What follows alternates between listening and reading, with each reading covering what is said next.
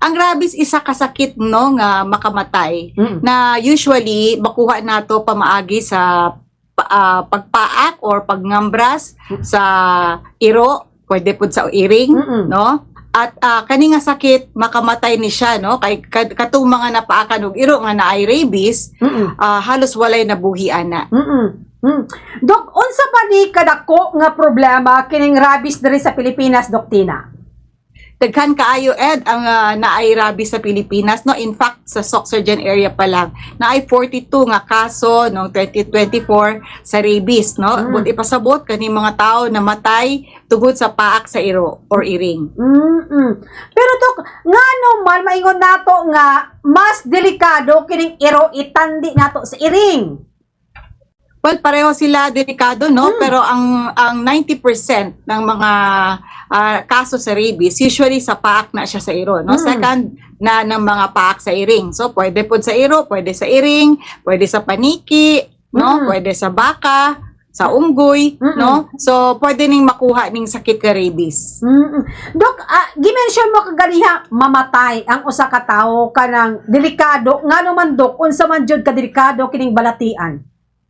Kasi ang rabies magod makuha nato no kung ang laway sa iro or iring nga naay rabies no moadto sa atong paakonta sa iro no and then ang laway moadto sa atong ugat no padulong sa atong utok.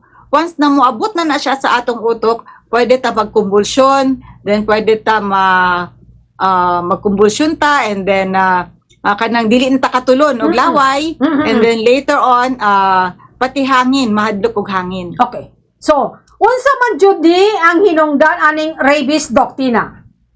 Ang rabies isa na siya ka virus ha, so dili siya bacteria. And the good news is ang rabies is preventable using ang bakuna. So, meaning Dok, halimbawa, amo no guys sa iro pa lang Dok no diya sa tong city vet dapat kinahanglan nga mabakunahan ang atong mairo para nga dili sila kung may rabies ba mapugnan di sa makahatag og rabies sa batao, Dok Tina, tama ba? Tama, no? So, ginaawhag daton tanang naminaw karon sa Bombo Radio, no? Labi na katong mga naay iro or iring, no? Kung naamoy mga hayop sa inyong balay, kamo gyud ang mangusog nga naa na siya bakuna, no? So, usually the first pag 3 months old na tong iro, bakunahan na siya. Then after 1 year, then every year thereafter. Para kung halimbawa paakon mo sa inyong iro, dili mo magkaroon og rabies.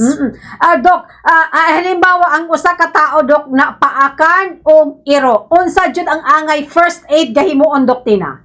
Ang first aid gyud kung mapaakan kag iro, hugasan nimo tong paak sa iro, no?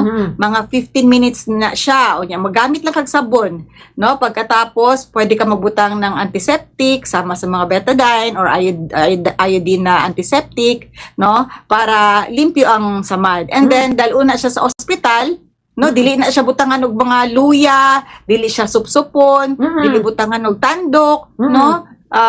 Ahos.